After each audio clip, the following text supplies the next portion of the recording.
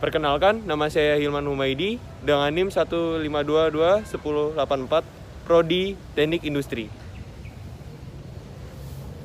Perkenalkan, nama saya Bayu Fidiana Jalna Sulatana, NIM 187221078, Prodi Sistem Informasi. Perkenalkan, nama saya Risa Wayuni, NIM 183221078 dari Prodi Biologi.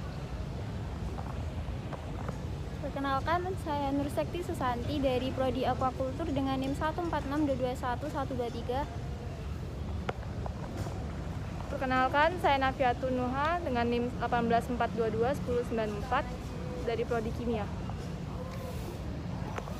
Perkenalkan, nama saya Nira Nirwana dengan NIM 181221077 dari Prodi Matematika. Nama saya Ufaf Korina Akbar dengan NIM 162221097 dari Prodi Rekayasa Nanoteknologi.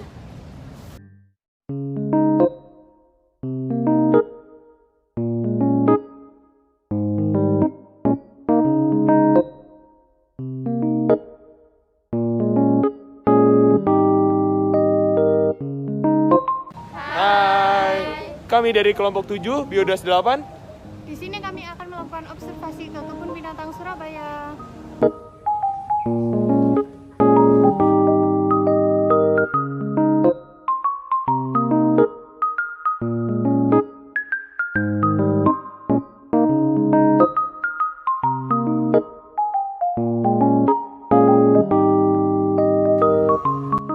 Beberapa hewan yang ada di KBS bukan merupakan hewan asli dari Jawa atau dari wilayah Asiatis, seperti unta punuk 1 yang berasal dari gurun Asia dan Afrika Utara yang memiliki suhu yang panas dan kering.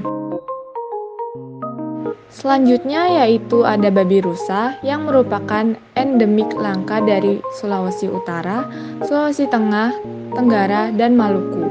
Habitat babi rusa yang asli terdapat di daerah pinggiran sungai atau kumbangan lumpur.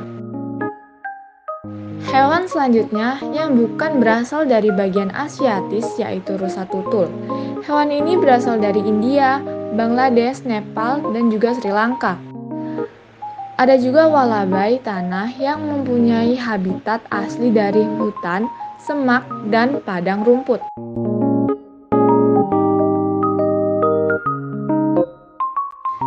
Kemudian ada hewan beruang madu yang tersebar di Bangladesh, Brunei Darussalam, Kamboja, Cina, India, Indonesia, Laos, Malaysia, Myanmar, Thailand, dan juga Vietnam. Biasanya beruang madu hidup di daerah hutan-hutan dataran rendah, hutan perbukitan.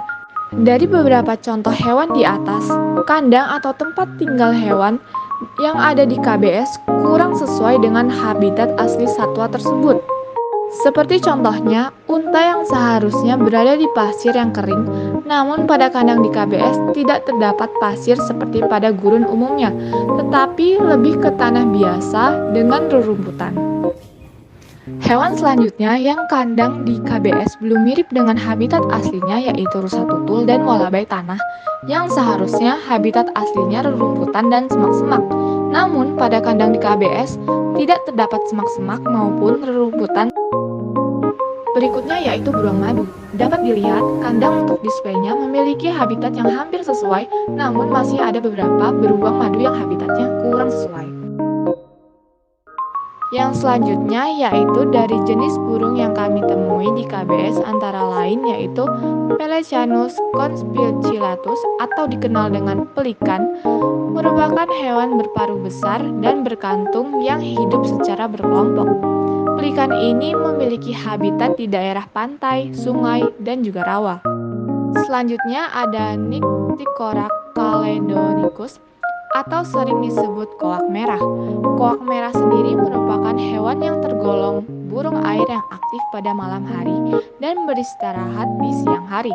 Habitat koak merah berada di sawah, sungai, dan padang rumput tergenang.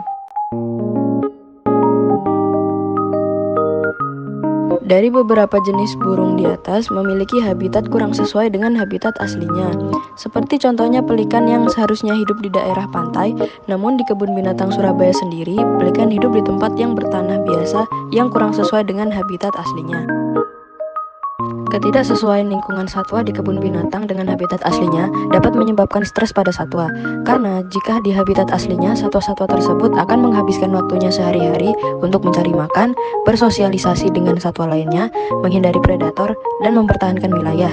Namun dalam situasi lain seperti di kebun binatang, satwa-satwa tersebut jauh lebih pasif yang dikarenakan makanan dan minuman yang diberikan oleh manusia, area gerak dan lingkungan satwa dibatasi, dan terlalu banyak individu di kandang yang sama, sehingga hal tersebut dapat mempengaruhi tingkat stres pada satwa.